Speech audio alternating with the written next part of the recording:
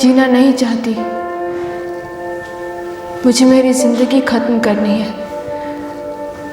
अगर अदालतें मुझे न्याय नहीं दे सकती तो मुझे मौत दे दीजिए।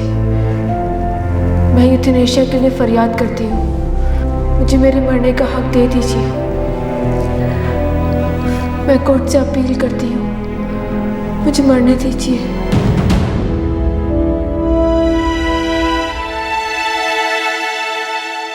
एक युवती सरकार से मौत की फरियाद कर रही थी। क्यों?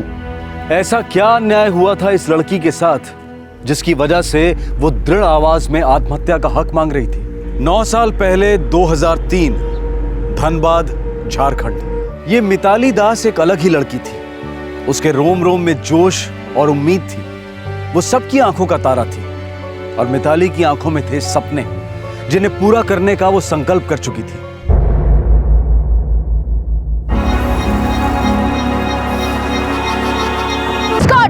सावधान! विश्राम! सावधान! सामने से तेज चल!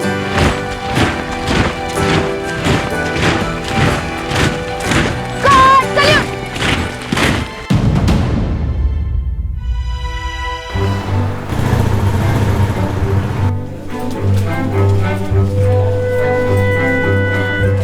भाई तुम्हारे लिए गुड न्यूज़ है मिताली। Good news? कैसी गुड न्यूज़ सर?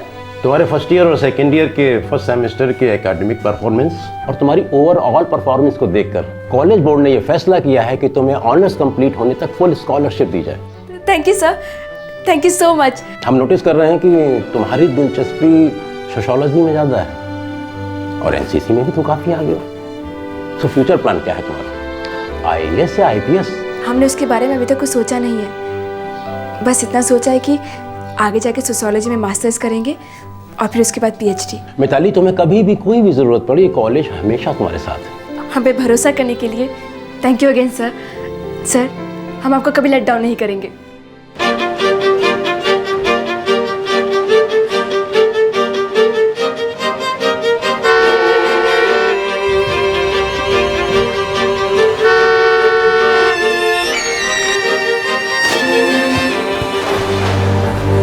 सर, आज आपका मुंह मीठा कराए बगैर ना ये गिटवा हम खोलेंगे नहीं। पी लीजिए। अरे लेकिन खुशखबरी क्या है वो तो बताओ कमलनाथ। अब आज हमारा जीवन सफल हो गया। हमारी मिताली बिटिया है ना, कॉलेज उसको स्कॉलरशिप दिए। अरे वाह। इसलिए नहीं कि वो गरीब का बेटी, बल्कि इसलिए कि वो हर विषय में फर्स्ट क्लास आई है। अरे ये तो बहुत खुशी की बात है कमलनाथ। मिताली बिटिया बहुत आगे जाएगी। धन्यवाद साहब। हम तो कहते हैं कि ऐसी बिटिया हर घर को मिले।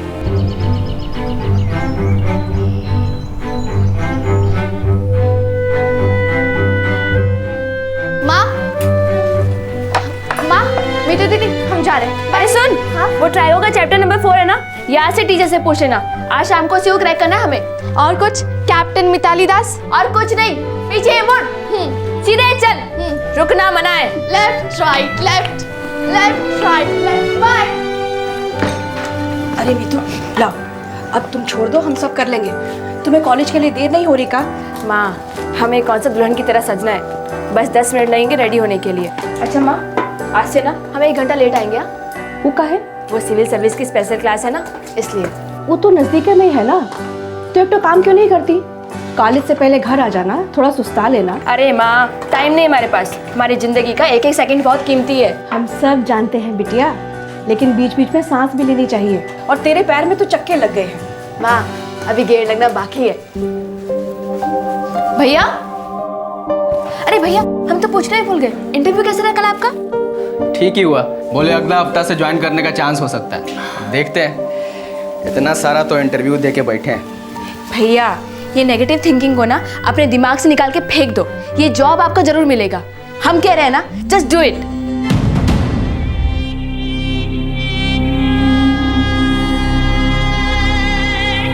मिताली, तुम्हें ऐसा क्यों लगता है कि कोर्ट तुम्हें इतना बड़ा कदम उठाने देगा? आफ्टर ऑल सुसाइड एक जुर्म है मिताली जी, कानूनन जुर्म। जुर्म? मेरे साथ जो हुआ वो क्या है? आज मैं तकलीफ में हूँ, मेरा पूरा परिवार तकलीफ में है। मुझे नहीं पता जुर्म क्या है। आप बताइए, क्या है जुम्मा?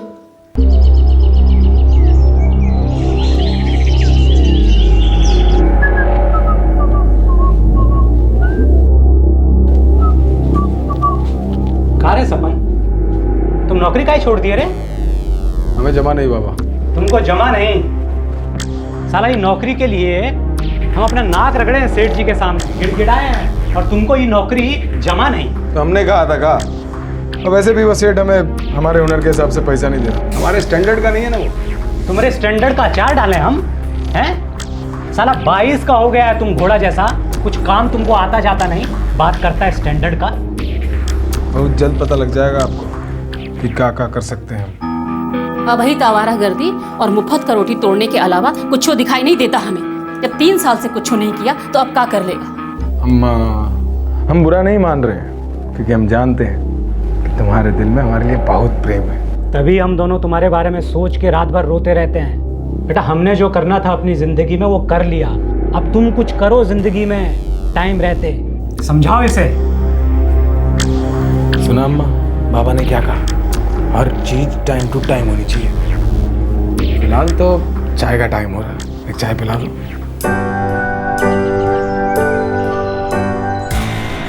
हे राम, अभी आई क्या तुम्हारी? अरे अभी कहाँ भैया, अभी तो ज्ञान का मंदिर यानी कि कॉलेज खुलने में टाइम है। अच्छी बात है ना, इंतजार करते हैं। बहुत हो गया इंतजार भैया, अब 6 साल से तो हम ही देख रहे हैं आपका नयन मटकता। एक बात कहें भैया, आज अपने दिल की बात बोली डालिए। शर्ट अच्छा लग रहा है ना हमारा, है? कमाल करते हैं भैया आप। अरे हमारी होने वाली भाभी कोई पराई थोड़ी, वो तो अपनी है। अरे दावे के साथ कह सकते हैं बचपन से आप ही को स्वामी माने बैठी होंगी, बस इंतजार कर रही होंगी कि कब आप पहली बात कहें। वो देखिए साक्षात भाभी जी। एक बात कहें भैया, आज अपने प्यार की गोली चला ही दीजिए। थाए थाए थाए थाए थाए थाए। मिताली, हाय। कैसे हो सपन? ठीक नहीं है, 104 बुखार है हमें, तुम्हारे प्यार का। क्या बकवास कर रहे हो? सच कह रहे हैं। देखो सपन, हमें ऐसी भद्दी बातें बिल्कुल भी पसंद नहीं है। नीतू, प्यार कब से भद्दा हो गया? अरे पिछले 6 साल से मर रहे हैं तुम पर, तुम्हें इतना लाइक करते, इतना पसंद करते, तुम सोच भी नहीं सकती। नीतू, हमसे शादी कर। पागल हो गए हो क्या? आज के बाद तुम हमसे बात तक मत करना, और आइंदा हमारा रास्ता रोकने की कोशिश की ना तो अच्छा नहीं होगा। ये तो प्यार में बड़ा ही गड़बड़ ट्विस्ट आ गया, रिजेक्ट भी कर दिया और इंसल्ट भी, 2 घाव दे दिए आपको। मोहल्ले के एक बेकार, आलसी और नालायक युवक स्वपन ने मिताली के सामने प्रेम और शादी का प्रस्ताव रखा, लेकिन मिताली के दिल में उस लड़के के लिए रत्ती भर की भी फीलिंग्स नहीं थी। बात को घुमाए फिराए बिना मिताली ने उसे ना कह दिया, लेकिन ये रिजेक्शन स्वपन के मेल ईगो पर तेजाब का काम कर गया। तुम लोगों को सीधी भाषा समझ में नहीं आती का? हाँ? अब आप प्यार की भाषा समझ ही नहीं रही। स्वपन भैया वेरी मच लव्स यू भाभी जी। Shut up idiot. ए मितू, अपना इस ब्यूटी पर इतना घमंड मत करो। ये जवानी और खूबसूरती सिर्फ 4 दिन का खेल है। हमेशा साथ रहने वाली चीज होती है प्यार, और वो भी सच्चा प्यार जो हम तुमसे करते हैं। ओनली हम। हमारा बात मान लो, लाइफ बन जाएगा तुम्हारा। थैंक यू सो मच, लेकिन हमें तुम में, तुम्हारी लाइफ में या तुम्हारी किसी भी चीज में कोई इंटरेस्ट नहीं है। तो बताइए ना, किसमें इंटरेस्ट है? अरे नाम तो लीजिए, यहीं गाड़ देंगे साले को। मान भी जाइए भाभी जी, सपन भैया गोल्डन आदमी है, गोल्डन। अरे पूरे धनबाद में नहीं मिलेगा हम जैसे, पटना, दिल्ली, मुंबई कहीं नहीं मिलेगा। विदेश भी चली जाओगी ना तब भी नहीं मिलेगा, और तुम सिर्फ हमारे लिए बनी हो। इसका एक घमंड एक दिन ऐसा उतारेंगे ना कि पूरा जिंदगी रोएगी सिर्फ। क्या हो, कार डीलिंग बाजी चल रहा है? लव स्टोरी डगमगा गई अजय भैया। अब सपन भैया ने असली लव का इजहार किया तो मिताली भाभी ओवर स्मार्ट बन रही है। अरे वो कॉलेज की एकदम टॉप की स्टूडेंट है, हमको पता चला है कि हर चीज में एकदम ब्राइट है। तुम दोनों ज्यादा फैंटम ना बनो। मैडम एनसीसी में भी हैं, 1-1 किलो का जूता होता है उनका, घुमा के देंगी, यहीं पे लेफ्ट राइट हो जाएगा दोनों का। क्या करें, चूड़ी पहन के बैठ जाएं यहाँ। लेकिन भैया एक बात सहन नहीं होती, जब अंग्रेजी में गाली देती है ना, गुस्सा आ जाता है माँ कसम। क्या बात कर रहे हो? अरे हमको तो बड़ा अच्छा लगता है जब लड़की लोग अंग्रेजी में गाली देती है। माँ कसम एकदम दिल गनगना जाता है। ये तो अब इसका गनगनाएगा, ऐसा झटका देंगे पूरी दुनिया हिल जाएगी इस साले की। थ्योरम समझ में आ गई? टफ है लेकिन मजा आ रहा है।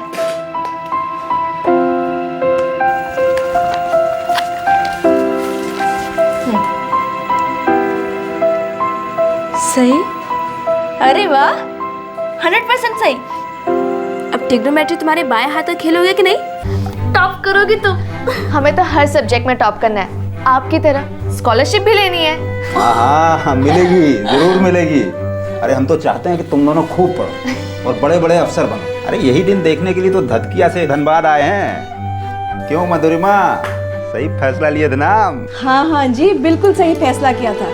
लेकिन धरकिया को भूल मत जाइएगा, अम्मा बाबूजी हैं वहाँ पे, और नई गैया भी तो है। एक तो काम क्यों नहीं करते, जरा अम्मा बाबूजी से जाके मिल आइए और गैया की भी खबर ले लीजिए, ढंग से दूध देती है या नहीं। इसी इतवार को जाते हैं। बाबा हम भी चलेंगे आपके साथ।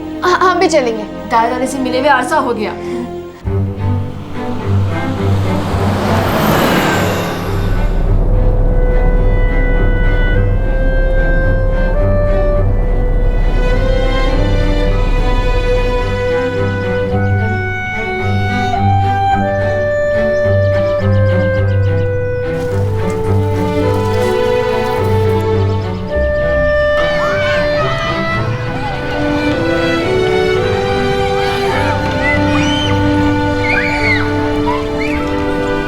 बाबूजी, दादी जी, अरे प्रणाम। प्रणाम दादी जी। जीते रहो कैसे हम? जीत रहो बेटा। अम्मा प्रणाम। कैसे? बिल्कुल बिल्कुल ठीक।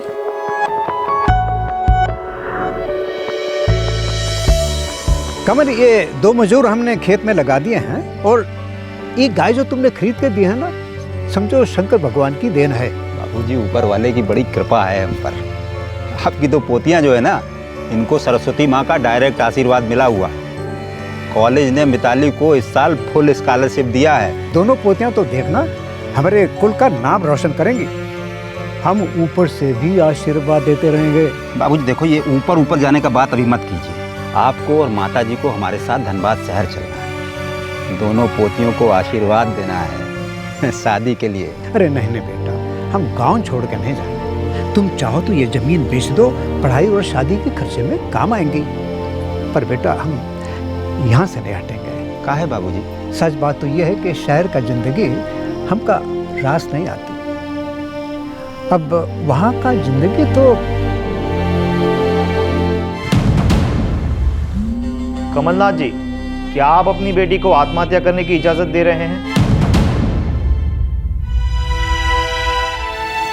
हमसे हमारी बेटी का दर्द देखा नहीं जाता है। हम इसके लिए कुछ नहीं कर पा रहे हैं। आप हमसे पूछ रहे हैं कि क्या हम इसे इजाजत दे रहे हैं आत्महत्या करने की? जी नहीं।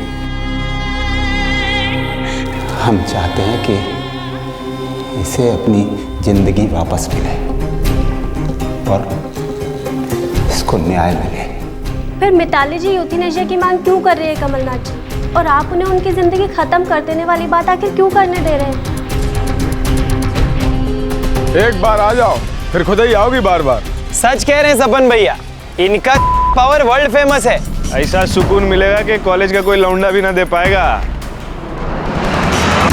एक चीज होती है शर्म, सुना है कभी? महसूस किया है? बेशर्म कहीं के। अरे अभी तक तो कोई बेशर्मी की भी नहीं है। और शर्म तो तुमको आना चाहिए, मर्दों के जैसा घूमते रहती है हिया हुआ पता नहीं कहाँ कहाँ। सपन, ये दाल ऐसे ना गलेगी। लेकिन जब गलेगी लाल मिर्च का ऐसा तड़का लगाएंगे। काहे सपन भैया? तड़का?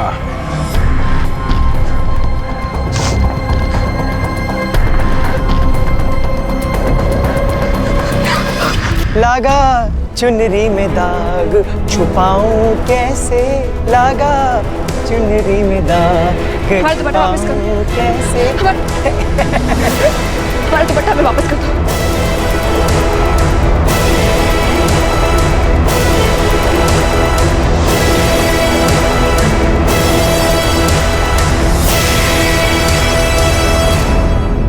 ईव टीजिंग और हैरेसमेंट के दृश्य फिल्माने में हमें उतना ही कष्ट होता है जितना कि आपको देखने में होता है, लेकिन वो हम इसलिए दिखाते हैं क्योंकि असलियत में जो होता है वो इससे कई गुना भद्दा और भयानक होता है। ये एक धब्बा है प्रशासन पर, कानून पर और उन तमाम संस्थाओं पर जो औरतों की जिंदगी बेहतर और सुरक्षित बनाने के लिए बनाई गई।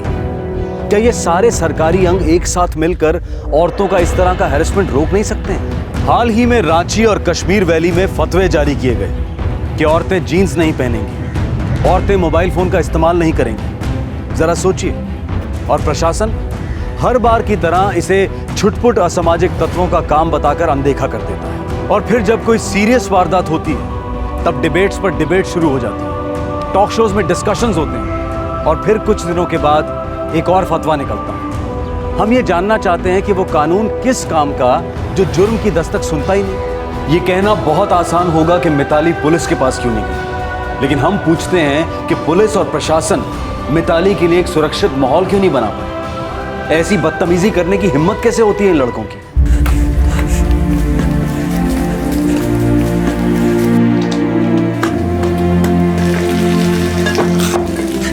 मिताली, कोई परेशानी है क्या? बिटिया, क्या हुआ? किसी ने कुछ कहा क्या? बोल बिटिया, क्या हुआ दीदी? मीतू दीदी क्या हुआ? मिताली बोल बेटा, क्या हुआ है? क्या हुआ दीदी? बोल बिटिया।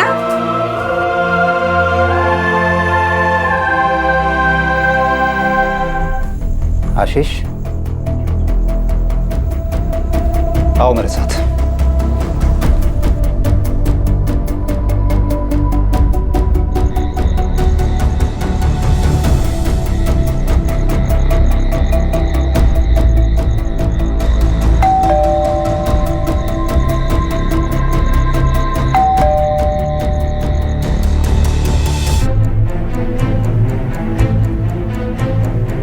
इतने सालों से मोहल्ले में रह रहे हैं, सोचा था कि शरीफ लोग रहते हैं यहाँ पर। कमलनाथ जी, हम बात करेंगे सपन से, लेकिन एक बात कहें आपसे, बिटिया जो है आपकी वो भी थोड़ा बढ़ा चढ़ा के बोल रही है बात को। हम मानते हैं कि हमारे बेटे के पास कोई नौकरी नहीं है, ज्यादा पढ़ा लिखा नहीं है, पर हमारा बेटा इतना गया गुजरा नहीं है कि किसी राह चलती लड़की को छेड़े। अरे चाची, ये सब कोई पहली बार थोड़ी हुआ है। ये लोग एक अरसे से मीतू को परेशान कर रहे हैं। मिताली ने कई बार इन लोगों को वार्निंग देकर छोड़ दिया है, लेकिन लगता है इन लोग का बेशर्मी का खाल कुछ ज्यादा ही मोटा हो रहा है। उतारना पड़ेगा अब। पहले जाके अपनी चुड़ैल बहन की चर्बी उतार। ऐसा मटक मटक के चलती है कि कोई अंधा भी टूट पड़े। सपन, चुप कर जाओ, देंगे हम। दे देना बाबा, लेकिन उससे सच्चाई नहीं बदलेगी। सच्चाई यही है, एक टाइम से मिताली हमारे पीछे लाइन मारती है, हमको गंदे गंदे इशारे करती है। अरे कॉलेज ने खिताब क्या दे दिया, मैडम के पर लग गए। उन्हीं पे उंगली उठा रही है बेशरम। इतना बड़ा हो गए, शादी हो गया, बच्चा हो गया, और तुम भी? हम भी कहाँ हैं? नहीं, हम भी कहा। अरे कुछ बच्चों का ख्याल करो, उनके संस्कारों पर क्या असर होगा? जब बाप ऐसी हरकत करेगा तो बच्चे भी वैसा ही बनेंगे ना। चुप रहिए, समझे? हमारे घर में आकर के हमारे बच्चों का बुरा सोच रहे हैं आप। अरे अजय भैया, वो बात नहीं कह रहे हैं बाबूजी। अगर आप ऐसा गिरा हुआ हरकत करेंगे तो बच्चा सब वही सीखेगा ना। जाके पहले अपनी बहन को जा करके देखो, जो दिन रात सपनवा के साथ गुलछर्रा उड़ाते रहती है। पता नहीं कौन कौन लड़का लोग के साथ मजे मारते रहती है। तुम हमको लेक्चर देने आ रहे? चुपचाप निकलने से तो टांग तोड़ देगा, समझा? निकलिए। अरे जाइए।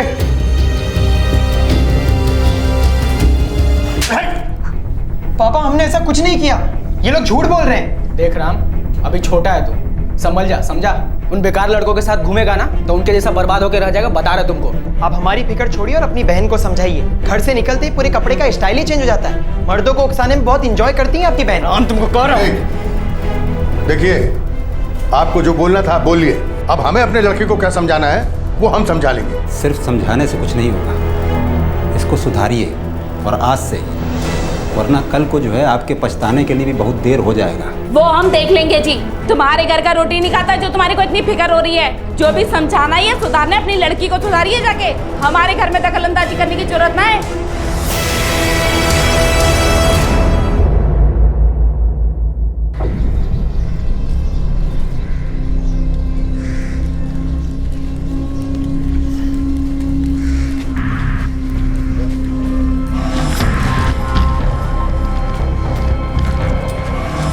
क्या हीरोइन, इतना तड़प है हमसे मिलने को?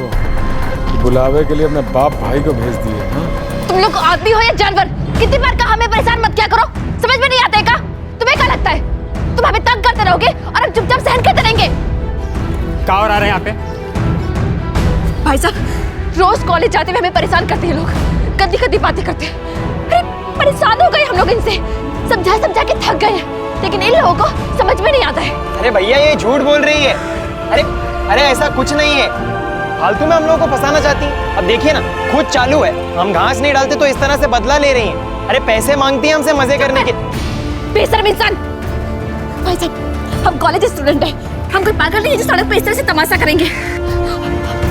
ये लोग बेशर्म लोग हैं यहाँ के। क्या समझता तुम लोग अपने आप को? हाँ, ये जो यहाँ इतना पब्लिक है, सब मूर्ख है, और तुम लोग का बात मान लेगा? है ये जो इतना देर से रो रही है, चिल्ला रही, इसका बात नहीं समझेंगे हम लोग? हैं? अरे भैया, हम लोग भी अच्छे घर के लोग हैं। ये तो अच्छे घर के लोग हो तुम लोग? तुम्हारे घर वाले चुप रह के तुम्हारी हरकतों में पर्दा डालते हैं, उनके हिसाब से तुम लोग कुछ गलत कर ही नहीं सकते हो। भाई साहब, हम अपनी पढ़ाई पे ध्यान लगाना चाहते हैं, हमारे इम्तिहान हमारे सर पर है, लेकिन ये लोग रोज कुछ ना कुछ हरकतें करते हैं। 2 दिन पहले हमारा दुपट्टा हमसे छीन लिया, और आज आके हमें पीछे से छुआ। नहीं, कोई गुंडा राज चल रहा है क्या? कोई भी लड़का कुछ भी कर सकता लड़की के साथ। ए मजनू लोग, आज के बाद तुम लोग अगर इस लड़की को आंख उठा के भी देखा तो वहीं से घसीटते हुए थाना लेके जाएंगे। तुम कॉलेज जाओ, टेंशन मत लो, ये सबको हम संभाल लेंगे। ठीक है? ए बाबू लोग, चलो निकलो, अपना अपना काम करो, चलो चल जाओ चल। पब्लिक में मिताली द्वारा उन पर चिल्लाना इन तीनों कायरों ने एक्सपेक्ट नहीं किया था। उन्होंने पहले मिताली को उनकी अश्लील बातों का विरोध करते तो देखा था, लेकिन उसका गुस्सा उन्हें पहली बार देखने को मिला। आने वाले 4 दिनों तक ये मिताली से दूर रहे, कहीं नजर नहीं आए। मिताली रोज की तरह कॉलेज जाती रही। ऐसा लग रहा था कि इन तीनों ने सबक सीख लिया था।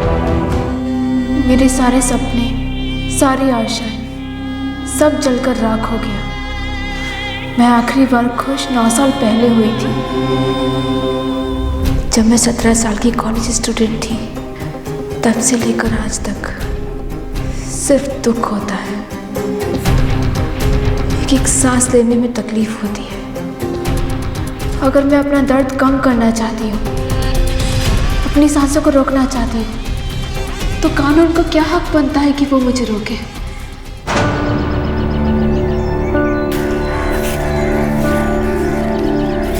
दीदी, हाँ, वो तीनों आपको अभी भी छेड़ते हैं? नहीं, हमें लगता है उनको उनका सबक मिल गया। पता नहीं दीदी, हमको तो बहुत डर लगता है। हमको भी, पर क्या करें, सोशियोलॉजी में इतनी बड़ी बड़ी बातें सीखते हैं, मानवता का विकास, एक देश का सोशल इथोस, वजूद, पर हकीकत कितनी अलग है ना, कितनी गंदी है। प्रोग्रेस ना सिर्फ टेक्नोलॉजी में हुई है, लेकिन हमारा देश, हमारे विचार आज ही पिछड़े हुए हैं। इंसान एकदम जानवर है और कुछ नहीं सुधरने वाला। सदियों से ये देश ना राम भरोसे चल रहा है, तो किसी को तो कोशिश करना होगा। हम भी कुछ जाने, हम भी कुछ सोचें, तभी इस देश का कुछ होगा।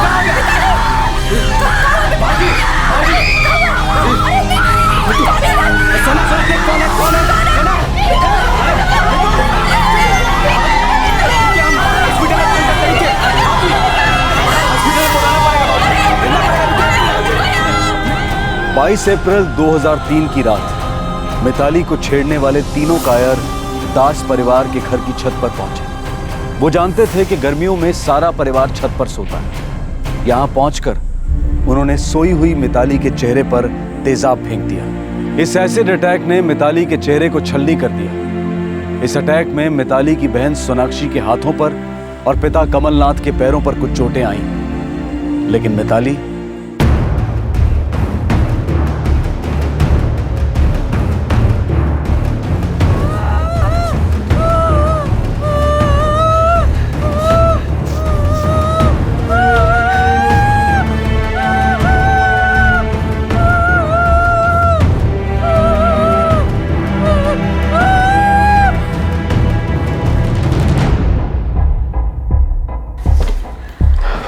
डॉक्टर साहब, हमारी बेटी कैसी है?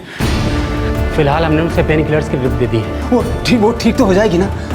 बोलिए ना डॉक्टर साहब, कैसी है हमारी मिताली? वो ठीक तो हो जाएगी ना? फिलहाल मिताली की कंडीशन बहुत खराब है। जो भी हम कल सुबह तक ही बता पाएंगे। अरे संभालिए, आपको भी चोट लगी? डॉक्टर साहब हम ठीक है, हमारी बेटियां ठीक तो हो जाएगी ना? अरे क्या कर दिया इन लोगों ने उसको?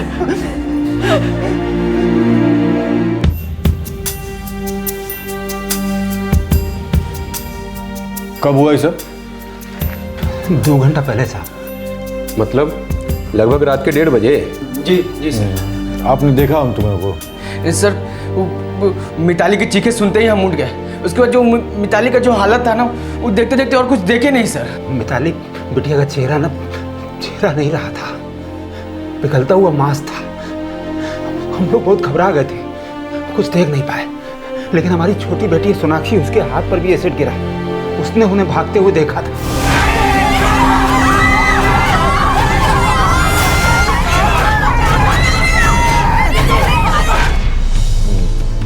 Dinesh ji sir. FIR launch करो। जी सर। देखिए, हमें आपकी बेटी मिताली का स्टेटमेंट लेना पड़ेगा। लेकिन सर वो तो हॉस्पिटल में है सर। हाँ, अभी हम डिस्टर्ब नहीं करेंगे उसको। हम सुबह आएंगे स्टेटमेंट के लिए।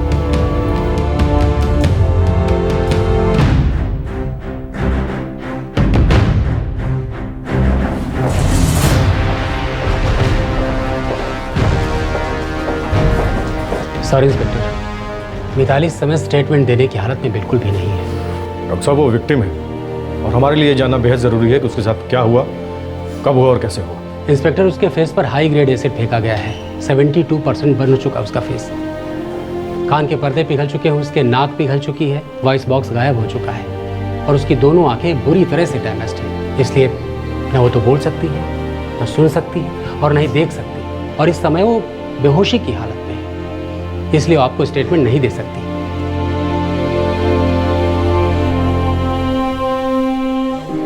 आपकी छोटी बेटी सोनाक्षी, उसने देखा था उन तीनों को। हम उसका बयान लेंगे।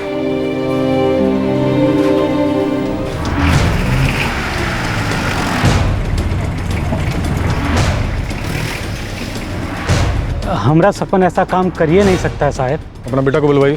वो तो साहब कल रात को बाहर चला गया काम के सिलसिले में। उसके काम करने का ठिकाना कहाँ है? साहब हमारा बेटा काम ढूंढ रहा है, बहुत मेहनत करता है साहब हमारा बेटा। हम लोग भी बहुत मेहनत करते हैं मुजरिम सबको ढूंढने के लिए। अपने बेटा को कहिएगा कि थाना में आके हाजिरी दे जाए, नहीं तो हम लोग का मेहनत शुरू हो गया ना तो फिर रुकने का नाम नहीं लेगा। बुझ रहे हैं?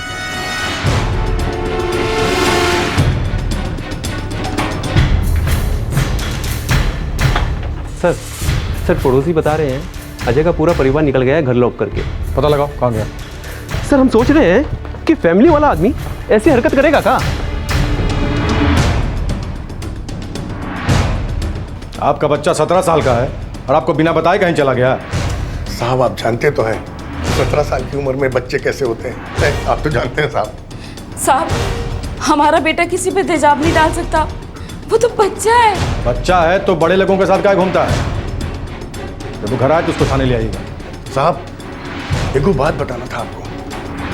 कहा कि वो जो लड़की है ना, उसका बहुत सारे लड़कों से चक्कर है साहब।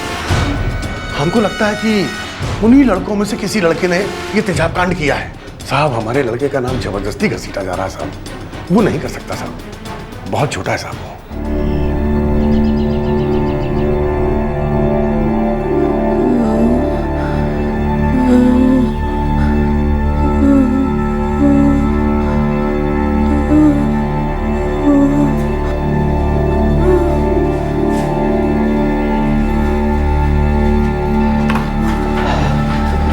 क्या हालत है डॉक्टर? देखिए, एक बात आपको हम साफ साफ बता देना चाहते हैं। क्या हो गया?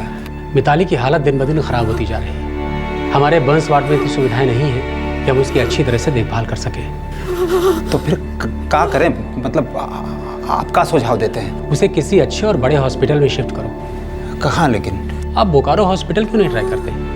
क्योंकि उनका बर्न्स वार्ड काफ़ी अच्छा है। वहाँ आपको स्पेशल ट्रीटमेंट मिलेगा, स्पेशलाइज्ड फैसिलिटीज़ मिलेंगी। देखिए, जितनी जल्दी हो सके मिताली को आप बोकारो हॉस्पिटल शिफ्ट करें।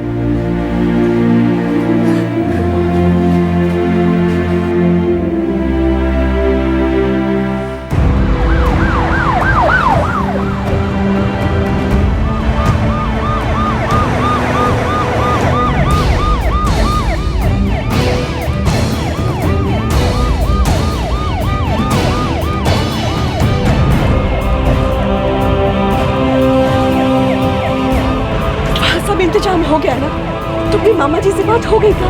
हम नहीं, बाबूजी बात किए हैं मामा जी से और वो बोले हैं सब इंतजाम हो गया है। अरे तू चिंता मत कर माँ, सब हो जाएगा।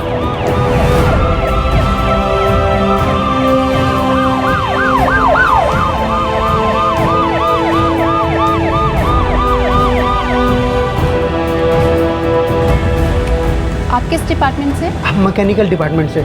मिताली, मेरा मतलब पेशेंट जो है ना मेरी भांजी है, हमारी बहन की बेटी। Ward number 6।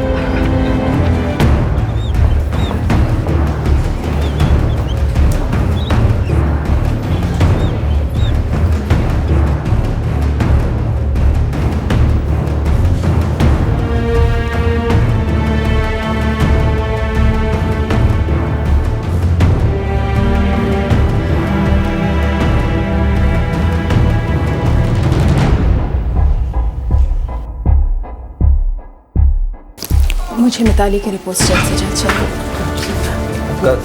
कैसे हालत? देखिए, मैं आप सबको बता दूं कि मिताली का केस बहुत सीरियस है। पर ठीक तो हो जाएगी ना? ये कुछ दिनों, हफ्तों या महीनों की बात नहीं। आपको, हमें और मिताली को सालों तक लड़ने के लिए तैयार होना होगा। इस दौरान कुछ भी हो सकता है, कोई गारंटी नहीं दूंगी। बस इतना ही कहूँगी कि आज से, बल्कि अभी से ट्रीटमेंट शुरू करते हैं। एक एक दिन देखते जाएंगे, उम्मीद करते रहेंगे। इसके अलावा हम एक्चुअली कुछ कर भी नहीं सकते।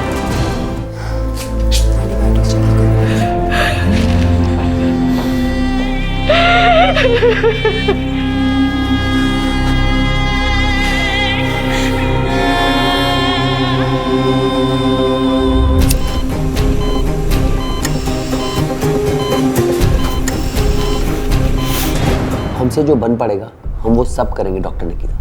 आई नो डॉक्टर, लेकिन हमें फैमिली को इन्फॉर्म करना ही होगा कि अगर उसके बाद भी कोई इम्प्रूवमेंट नहीं हुई तो किसी बड़े हॉस्पिटल में शिफ्ट करना ही पड़ेगा। You're right, doctor.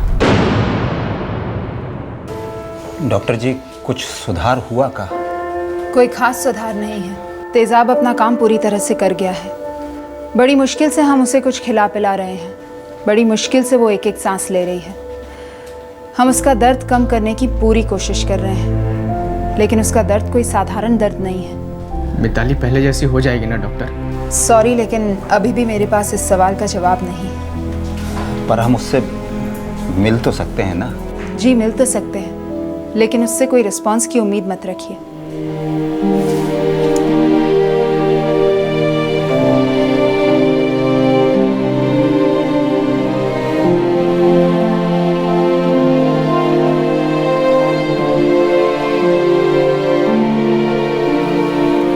नर्स जी कहिए। हम अपना बेटी को देख सकते हैं? अभी अभी उनकी ड्रेसिंग की है। बस एक बार देखना है मिताली बिटिया को। ठीक है, आइए।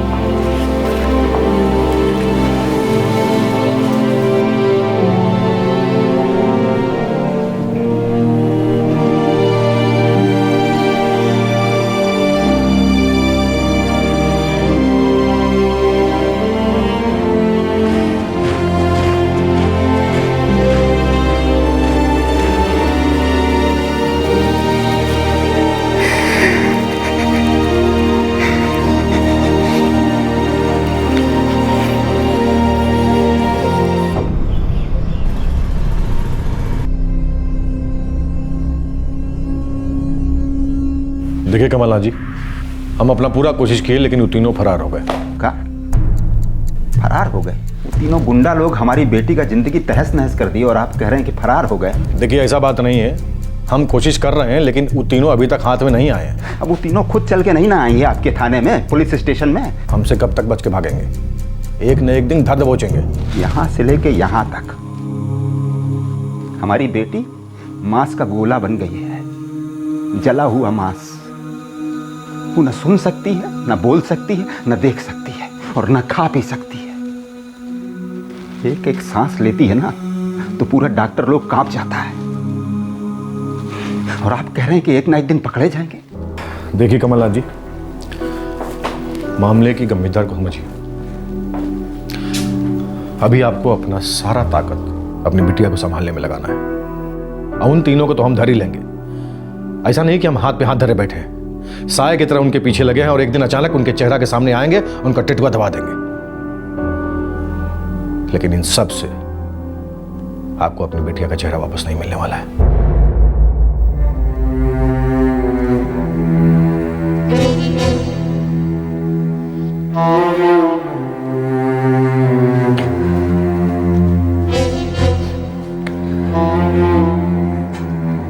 इसमें सोनाक्षी के भी है।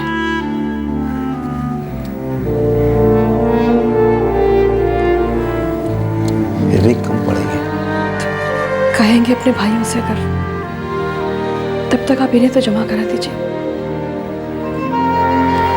बाबा, हमको भी दीदी को देखने जाना है, हम भी साथ चले हॉस्पिटल? बेटा अभी हम और आशीष संभाल रहे हैं अस्पताल में। दीदी जल्दी से अच्छी होकर घर आ जाएगी, तब देख लेना। पापा, आपसे एक बात कहनी थी। क्या बेटा बोलो। वो लोग हमको धमकियां देते हैं। कौन लोग? सपन और राम के परिवार वाले। सुने लड़की, अपने बाप से कह के मेरे लड़के के खिलाफ जो कंप्लेंट है उसको वापस करवा दे। मेरे लड़के ने कुछ नहीं किया है, बेकार में उसे फंसाकर हम सबको मरवा रहा कमलनाथ। आपका राम उस वक्त वहीं था, हमने खुद अपनी आंखों से देखा था। अच्छा, तो अब तुम अपनी आंखें संभाल के रखना।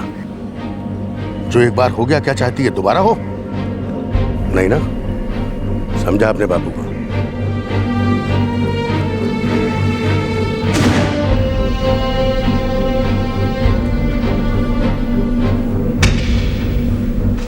आप चाहते कहाँ हैं? हाँ? कहाँ चाहते हैं आप? हम अपना पूरा पुलिस फोर्स आपके मोहल्ला में लगा दे आपके प्रोटेक्शन के लिए। देखिए, हमारा एक बेटी के ऊपर तेजाब फेंका गया था, दूसरी बेटी को धमकी दे रहे हैं। बताइए क्या करें, किससे जाएं मदद मांगने के लिए? अपना काम हम कर रहे हैं और उन तीनों को बहुत जल्दी पकड़ लेंगे। और हम बार बार कहते आए और फिर कह रहे हैं, आपकी छोटी बेटी को कुछ नहीं होगा। उन तीनों ने जो कुछ भी किया वो गुस्से जुनून में इसलिए किया क्योंकि उन्हें आपकी बड़ी बेटी से दिक्कत थी। हमें नहीं लगता कि उन्हें आपकी छोटी बेटी से कोई बैर है।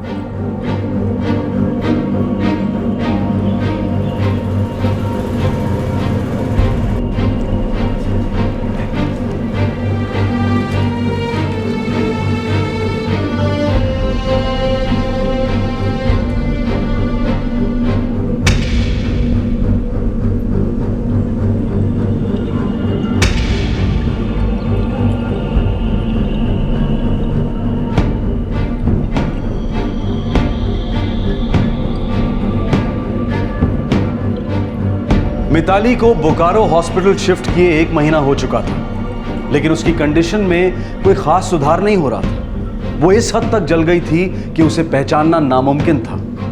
लेकिन मिताली के पिता कमलनाथ ने उम्मीद नहीं छोड़ी थी। उनकी बच्ची दर्द से करा रही थी, लेकिन कमलनाथ अपनी बच्ची के पास बैठकर उस दिन का इंतजार कर रहे थे जब वो ठीक वैसी बन जाएगी जैसी वो 1 महीना पहले थी। और दूसरी ओर वो तीनों अपराधी अब भी फरार थे और पुलिस को उन्हें पकड़ने की कोई जल्दी नहीं थी। आईपीसी 326 के तहत यह केस दर्ज हुआ था। यह धारा तब लागू होती है जब अपराधी वॉलंटरली अपनी मर्जी से पीड़ित पर कोई कोरोसिव सब्सटेंस फेंककर उसे नुकसान पहुंचाना चाहता है। इन तीनों अपराधियों ने वॉलंटरली एक 17 साल की लड़की की जिंदगी मौत से बदतर बना दी थी।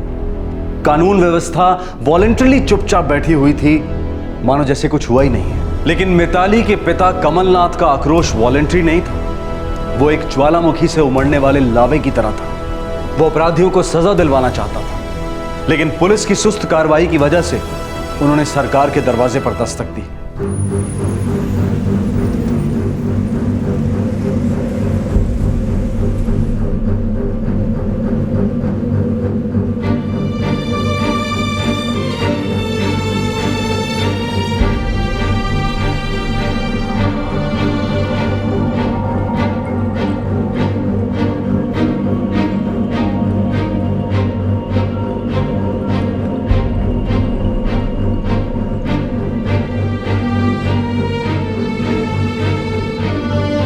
सरकारी दफ्तरों और हॉस्पिटल्स की गलियों में एक बाप धक्के खाता घूम रहा था, अपनी बेटी का दर्द कम करवाने, उसे न्याय दिलवाने।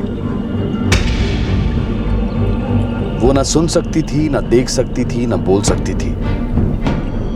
हर सांस पीड़ा का तूफान था, लेकिन मिताली का दिमाग चल रहा था, 24 घंटे चल रहा था। उसका दिमाग बिखरते शरीर से संघर्ष कर रहा था कि नहीं, टूटना नहीं है, दर्द को मात देनी है, उस जिंदगी को हासिल करना है जो कभी अपनी थी। इसके आगे हम कुछ नहीं कर पाएंगे कमलनाथ जी। मतलब का हमारी मिताली जिंदगी भर पट्टियों में बंधी रहेगी?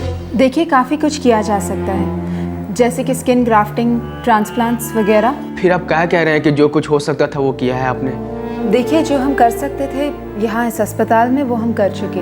जिन ट्रीटमेंट्स की मैं बात कर रही हूँ वो दिल्ली में हो सकती हैं, सफदरजंग अस्पताल में, यहाँ नहीं। और मेरा फ़र्ज़ बनता है आपको बताना कि ये इलाज सस्ता नहीं होगा, आपको तैयार रहना होगा। मतलब कितना खर्चा आएगा? बता तो नहीं सकती, पर यकीन कीजिए बहुत खर्चा होगा।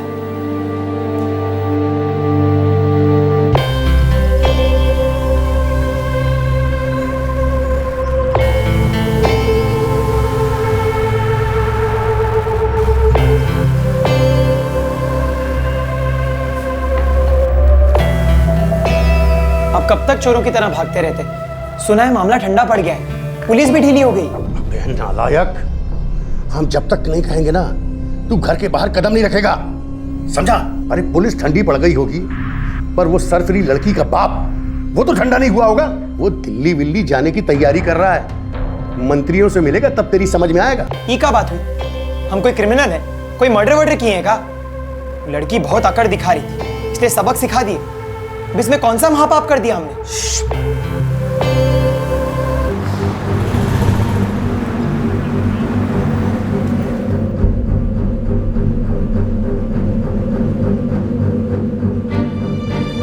सब 2 महीना हो गया, लेकिन अपराधी अभी तक पकड़ा नहीं गया है। हमारी बेटी दर्द से करा रही है, उसे हम धनबाद से बोकारो लाए हैं इलाज के लिए, और अब दिल्ली ले जा रहे हैं।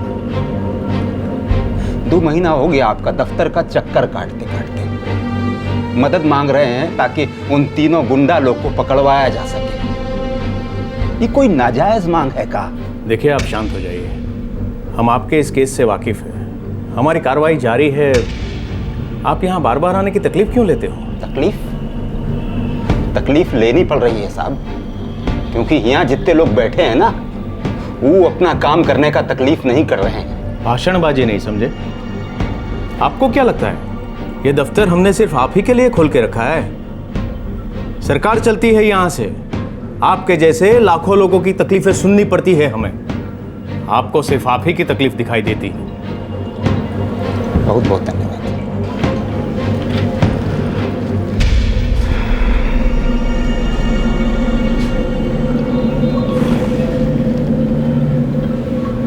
एक बात कहें साहब, हम लोग का भी तकलीफ ना आपका तकलीफ है।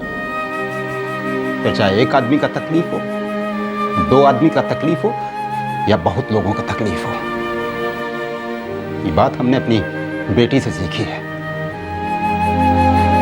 इसका चेहरा हम देख नहीं पा रहे हैं। उसने अपना चेहरा खोया क्योंकि गांव का 3 गुंडा लोग बर्दाश्त नहीं कर पाया कि एक लड़की का अपना सोच हो सकता है, अपना दिमाग हो सकता है। उसने अपना चेहरा खोया अपनी गरिमा और आत्मसम्मान की रक्षा के लिए। बहुत दुख होता है साहब जब आप कहते हैं ना कि हमें सिर्फ अपनी तकलीफ की पड़ी है, हमें और भी बहुत सारे काम है देखने के लिए।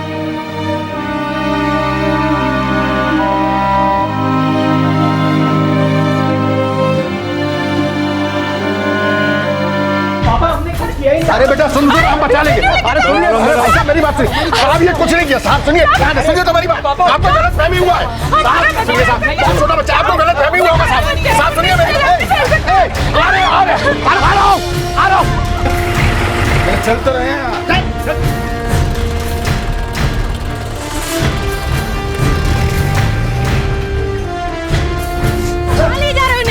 क्या किया क्या इन्होंने? अरे हमारी बात तो सुनो, क्या इन्होंने? अरे बचाओ ना कोई, अरे रुको, अरे क्या हो रहा है, कोई बताएगा हमें? इस संगीन जुर्म के पूरे 2 महीने के बाद इन तीनों अपराधियों को ढूंढ निकाला गया, और वो भी टॉप लेवल से ऑर्डर्स आने के बाद। फिर शुरू हुई चार्जशीट की प्रोसेसिंग, और दूसरी तरफ मिताली को दिल्ली शिफ्ट किया गया बेहतर इलाज के लिए।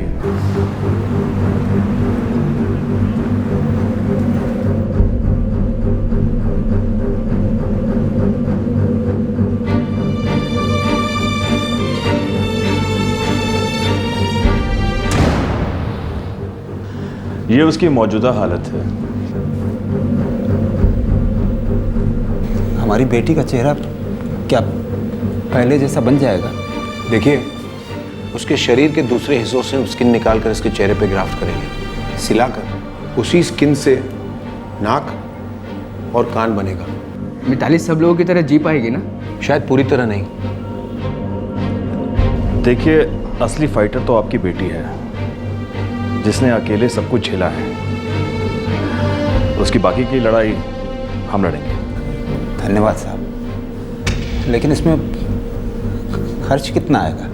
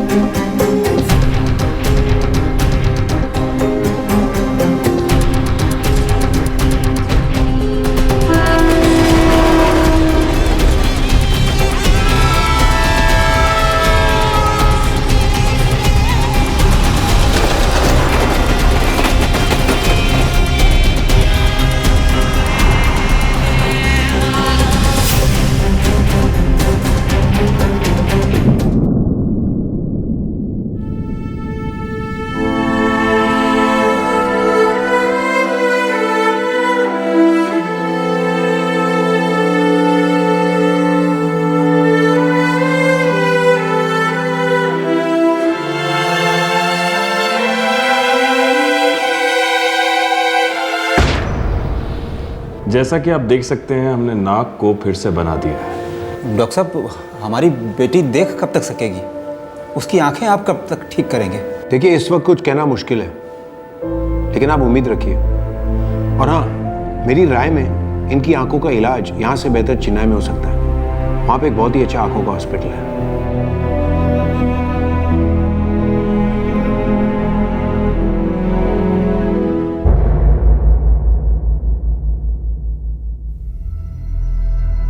इस अदालत में साबित हुआ है कि आरोपी स्वपन, अजय और राम ने मिलकर पीड़ित मिताली पर तेजाब से हमला किया, जिसके चलते मिताली गंभीर रूप से घायल हो गई। ये कोर्ट स्वपन और अजय दोनों आरोपियों को आईपीसी की धारा 326 के तहत दोषी पाती है और दोनों को 9 साल की बामुशक्कत सजा सुनाती है।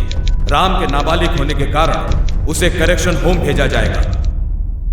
दिसंबर 2005 स्वपन और अजय को 9 साल की सजाए बामुशक्कत सुनाई गई। तीसरा आरोपी राम जुर्म के दौरान नाबालिग था, जिसकी वजह से मजिस्ट्रेट ने उसे जमानत दे दी। राम ने करेक्शन होम में सिर्फ 7 महीने काटे। इन तीनों के लिए क्या यह सजा काफी थी? यह एक अलग ही सवाल है। लेकिन इस फैसले से भी ज्यादा चौंकाने वाली बात यह है कि अदालत के फैसले के 4 महीने बाद, सिर्फ 4 महीने बाद, हाई कोर्ट में स्वपन और अजय की बेल एप्लीकेशन मंजूर हो गई और वो दोनों अपने अपने घर लौट आए एक नॉर्मल जिंदगी बिताने के लिए।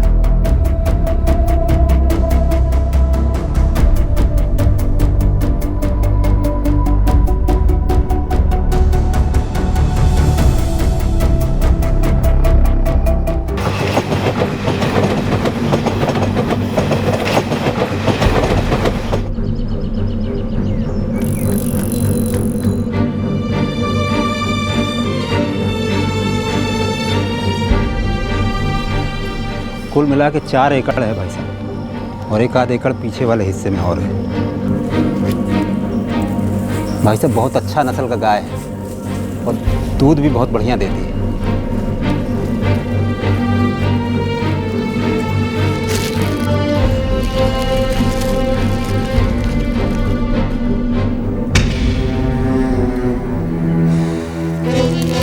बाबूजी सब मजबूरी में हुआ, हो सके तो माफ कर दीजिएगा हमको। अब एक शब्द नहीं निकालना मुझसे। तुम जो कर रहे हो बेटा ठीक कर रहे हो। ये जमीन ये पैसा किस काम का, अगर हमारे बच्चों के काम ना आए। हम कहते हैं जरूरत पड़े तो ये घर भी बेच देंगे। मिताली के लिए हम सब कुछ करेंगे।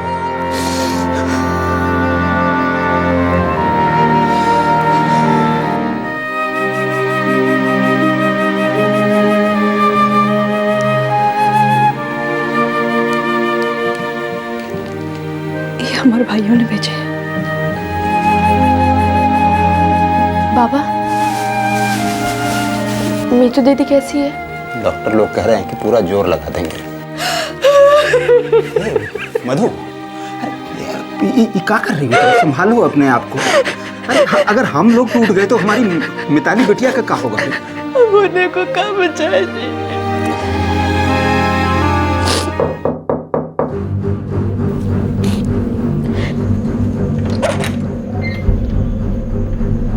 नमस्ते चाचा जी। कैसी है बेटी? ठीक है। नमस्ते। नमस्ते महेंद्र जी, कैसे आना हुआ? बिटिया कैसी? बिटिया तो दिल्ली में है, आशीष देख रहा है उसको। बस आज शाम को हम भी निकलने वाले हैं। देखो बुरा मत मानना कमलनाथ, हमें तुमसे एक बात कहनी है। पिछले 9 साल से तुम हमारे किराएदार हो। वैसे हमें अब तुमसे कोई शिकायत नहीं, लेकिन ये जो कुछ भी हुआ है बड़ा बवाल समझ गया है। बात क्या हो गया? बात ये है कि तुम लोग तो कभी ना कभी घर छोड़ के चले ही जाओगे। हमें तो इसी मोहल्ले में रहना है, और वो तीनों बदमाश भी इसी इलाके में रहते हैं। वो और उनके घर वाले कभी भी न बच सकते हैं। फालतू के झगड़े में हमें नहीं पड़ना है। और उन तीनों को बेल भी मिल चुकी है, सरेआम घूमते हैं। ये तो तुम जानते ही हो ना। हमें शांति से रहने दो। तुमसे एक विनती है, तुम जो है अपना घर कहीं और ढूंढ लो।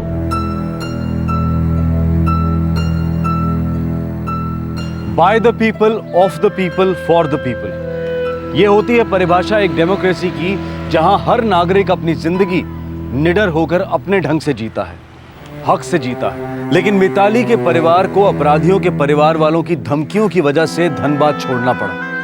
वो धनबाद से कोसों दूर जैना मोड़ में जा बसे, जो बोकारो में पड़ता है। और जब दिल्ली जाते मिताली के इलाज के लिए तो धर्मशालाओं में रहते, पर फिर भी अपराधी गिद्ध की तरह से उनके पीछे लगे रहे कंप्लेंट वापस लेने के लिए। और ये टॉर्चर पूरे 2 साल तक चला, 2006 से 2008 तक। लेकिन मिताली का संघर्ष जारी रहा। वो अपने पैरों पर खड़ी हो पाई, 2 शब्द बोल पाई।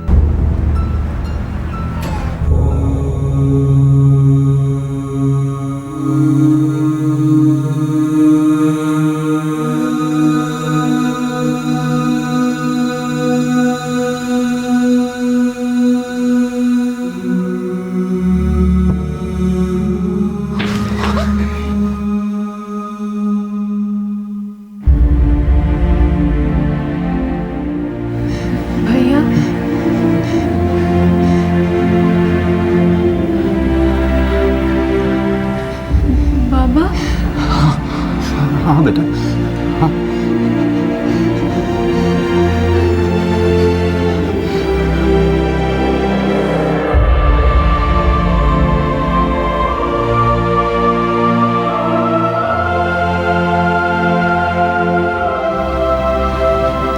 बाबा, हाँ बेटा, मैं कैसे दिख रही हूँ?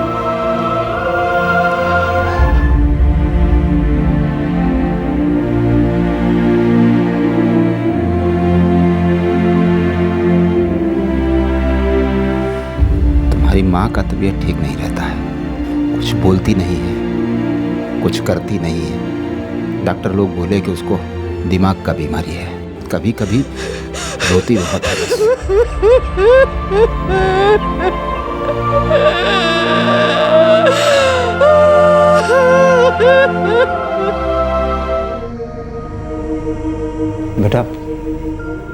डॉक्टर लोग कह रहे हैं कि तुम्हारी आंखों का इलाज हो जाएगा, लेकिन उसके लिए चेन्नई जाना पड़ेगा। उसका खर्च 3-4 लाख रुपए बता रहे हैं। बेटा सच कह रहे हैं, अब हमारी जेब में 300-400 रुपए भी नहीं बचे। रहने दीजिए बाबा, रहने दीजिए। आपने मेरे लिए जो कुछ भी किया है काफी है। अब ये लड़ाई मैं खुद लड़ूंगी अपने तरीके से।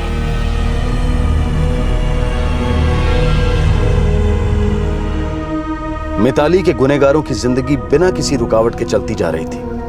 स्वपन की शादी हो गई थी, 2 बच्चे हुए। राम दिन भर तफरीह करता और अजय अपने पारिवारिक सुख में मस्त था। लेकिन मिताली वो अपने संघर्ष के एक ऐसे मकाम पर पहुंच गई थी जहां उसे न्याय मिलने की कोई उम्मीद नहीं थी। वो पूछ नहीं सकती है कि उसके गुनहगार खुलेआम क्यों घूम रहे हैं। वो पूछ नहीं सकती है कि इतने संगीन जुर्म के बाद भी उन्हें बेल कैसे मिल गई। वो पूछ नहीं सकती है कि क्या ये तीनों फिर से किसी लड़की को तेजाब का निशाना नहीं बना सकते। मिताली कोर्ट से सवाल नहीं कर सकती है, मिताली सरकार से सवाल नहीं कर सकती है, लेकिन सारी दुनिया, सरकार, कोर्ट, मीडिया मिताली से सवाल कर सकते हैं कि वो अपनी मौत की मांग कैसे कर सकती है, यूथनेसिया को अपना हक कैसे कह सकती है।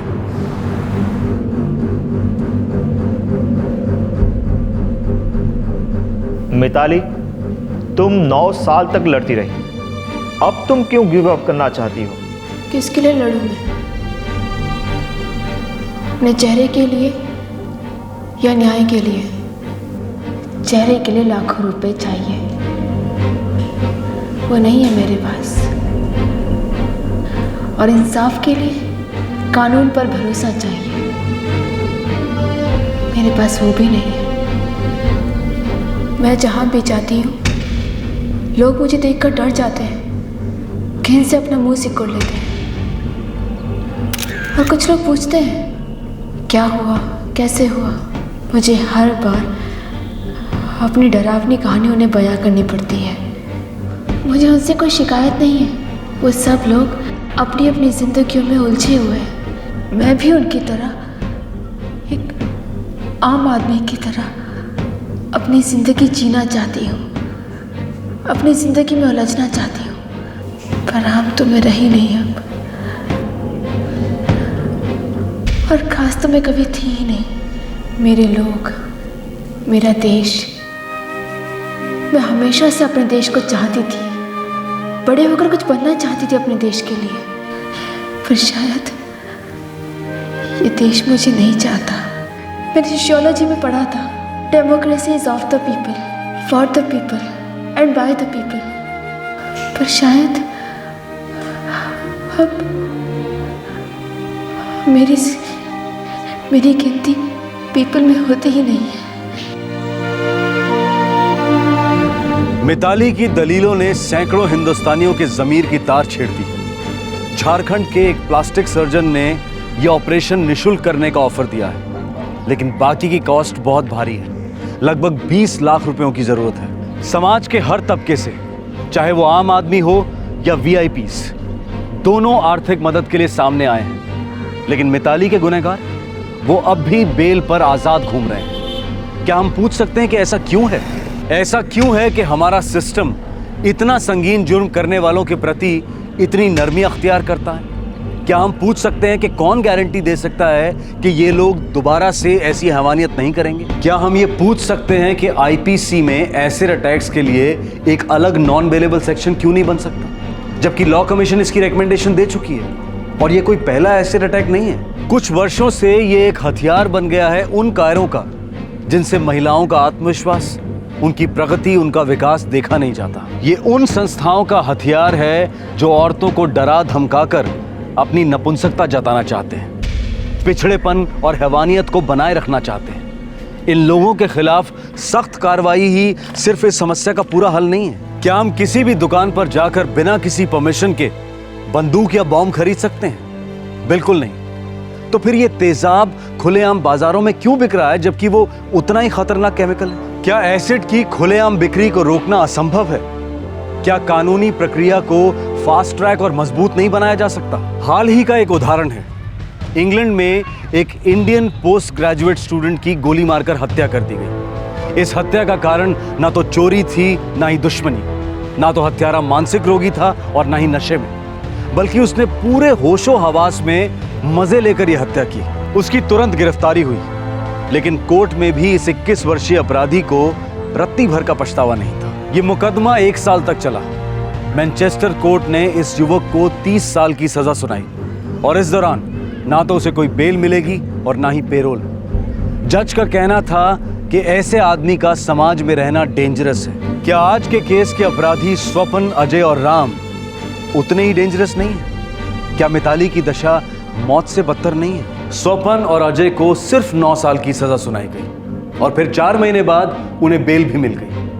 राम ने करेक्शन होम में 7 महीने काटे और फिर वो भी बाहर आ गया। ये तीनों एसिड फेंक और इनके जैसे कई और आपके और हमारे बीच आजाद घूम रहे हैं। और आपके और हमारे बीच मिताली जैसे कई विक्टिम्स भी हैं जो अपने चेहरे और इंसाफ दोनों के लिए संघर्ष कर रहे हैं। और ये हमारी 65 साल की डेमोक्रेसी का कटु सत्य है। आपसे फिर मुलाकात होगी क्राइम पेट्रोल दस्तक में एक और केस के साथ। इस तरह के और भी एपिसोड देखने के लिए हमारे चैनल को सब्सक्राइब करें और बेल आइकन दबाना ना भूलें।